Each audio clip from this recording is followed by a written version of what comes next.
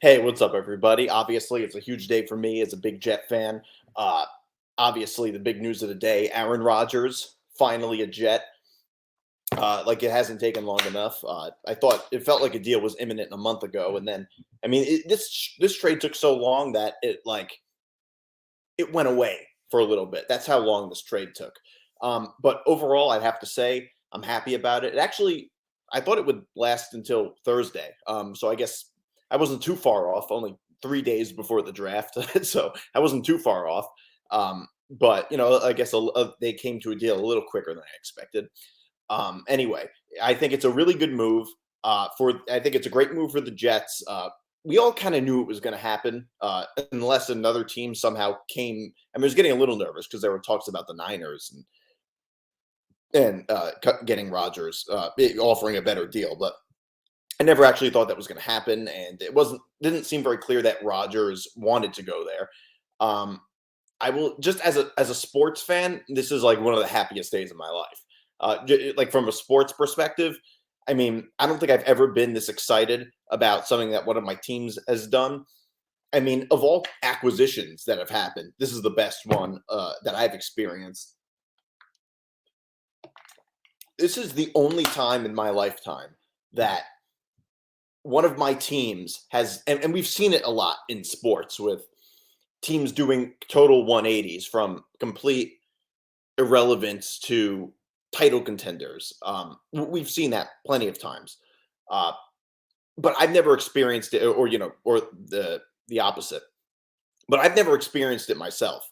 You have to remember, what we've been through as Jet fans has been a lot. It's been 12 years. 12 years is a long time. 12 years is a very long time to not experience any joy. Uh, I mean, when the best you can do is almost make the playoffs. That's a really long time, and we've all become used to it. And just as a fan, I am not used to. I am not at all. I can't relate to anybody who's a fan of a team and they're one of the best team and they're one of the best teams in the league, particularly in football. Like I can't relate to Bengals fans or Chiefs fans or Bills or Eagles fans, anything like that. I just can't relate to those fans and what they go through. It's like you're upset your team loses a playoff game. Oh, boo hoo! My team doesn't make the playoffs. I felt that way for a long time. Now, though, this is the first time that I've ever actually seen my team do a complete 180. It's amazing. The Jets went from basically irrelevancy to title contenders, one of the best teams in the AFC, most likely. I checked odds on DraftKings. It wasn't. The odds currently aren't listed, which I kind of thought was going to happen. But I mean, I'm sure it'll give it a couple of days. I'm sure the odds will be there. What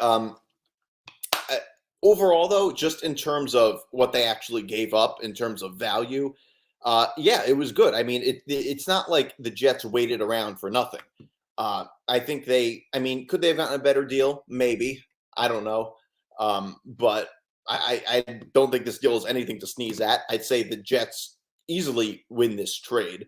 I mean, it's a bunch of drafts. Okay, so here's what it is. The Jets get Aaron Rodgers, the 15th pick in the draft, and a fifth round pick. The Packers get the Jets' 13th pick in the draft, a second round pick, a sixth round pick, and a conditional 2024 second round pick that becomes a first round pick if Rodgers plays 65% of the plays, which, barring a very bad injury, most likely will happen. So, overall, great move for the Jets. I don't care that much about these draft picks.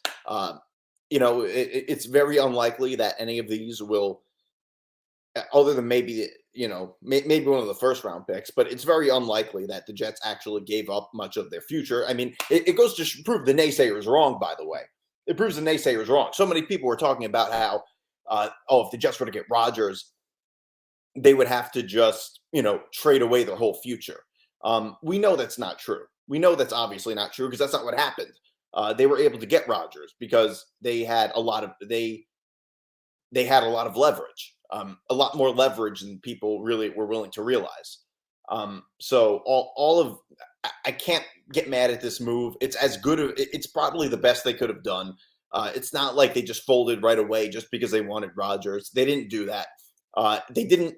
It's not like Rodgers doesn't want to be here or doesn't have a good team around him. I mean, the difference between the team around Rodgers with the Jets and the team that was around him with the Packers is night and day.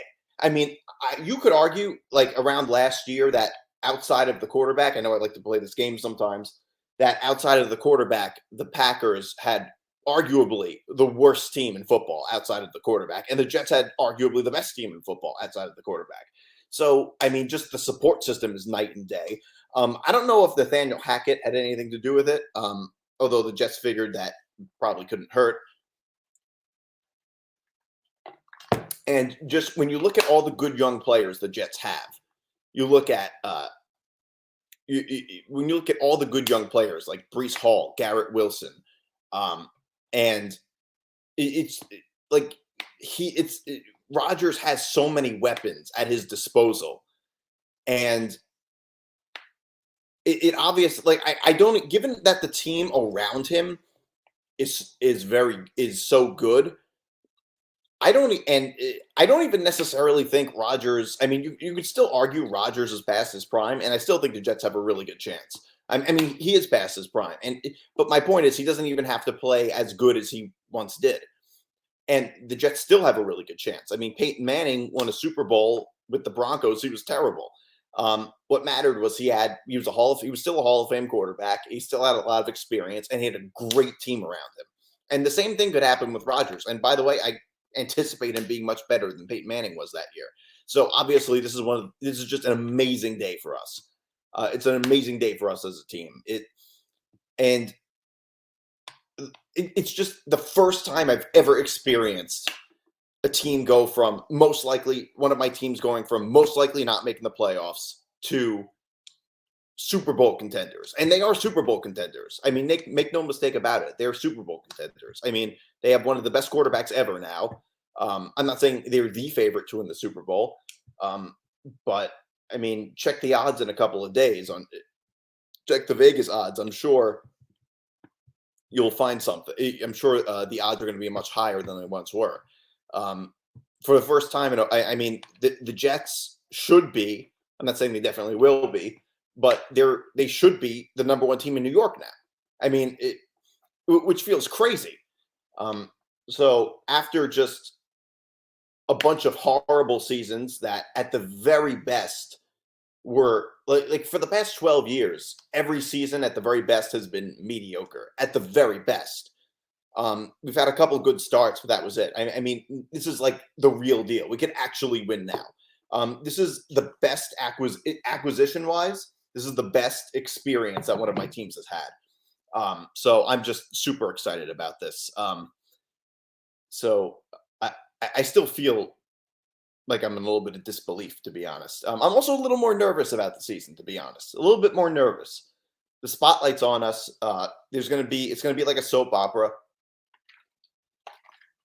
As much as I love Rodgers, there's always going to be some type of weird distraction with him. But I guess we'll see how that works out. But yeah, I am admittedly a little bit more nervous about the season because we have a lot more to lose now. No, we definitely have a lot more to lose now. I mean, I'm not saying it's this season and then it's done. It's this season and then at least one more season. But still, there's a lot of pressure on us now. There's a lot of pressure on the Jets. And for all the naysayers talking about how he's 40 years old and he has one Super Bowl, I mean, that's better than most other 40-year-old quarterbacks. I find that to be such a weird criticism. It goes to show you how great Rodgers is. That he's criticized for only having one Super Bowl. Only one Super Bowl. Most quarterbacks have none.